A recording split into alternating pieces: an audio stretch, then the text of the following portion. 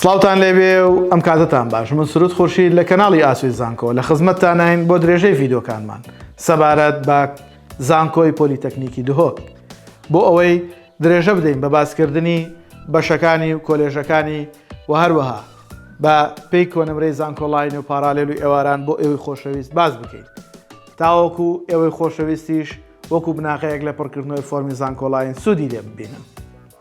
ئێمە لەم ڤیدۆیەدا باسی کۆلێژی تەکنیکی ئاکرێ بۆ ئەوەی خۆشەویست دەکەین تاوەکو بزانین کەمترین کۆنمرەکانی بە زانکۆڵاین پارالێل ئێواران چەندن. ئێوەی خۆشەویستیش لەگەڵمان بن تا کۆتایی ڤیدۆ بینەر بن با بزانین داتا و زانیاریەکانمان لەم ڤیدۆیەدا چییە.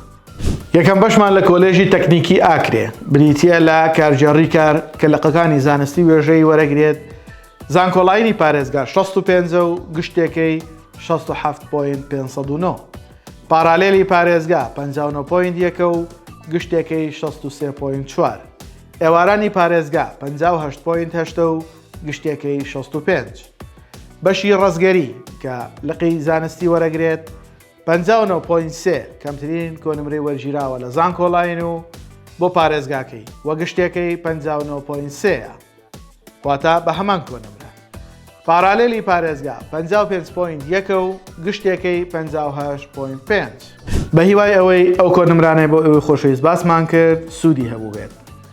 ئێوەش بە وردی بینەری ڤیدۆکانمان بن ئەگەر پێویستان بە ڕوونکردنەوەی زیاتر هەبوو یا خاڵێک پێویستی بەوە بوو زانیاری زیاتر لەبارە وەربگرن ئەوە ئەتوانن لە ئینستاگرام بە هەمان ناونیشان هەروەها لە کەناڵی یوتیوبەکەمانەوە کۆمنتەکانتان بنێرن ئێمەش بە خۆشحاڵیەوە وەڵامی پرسیارەکانتان نەدەینەوە بە هیوای سەرکەوتنتان.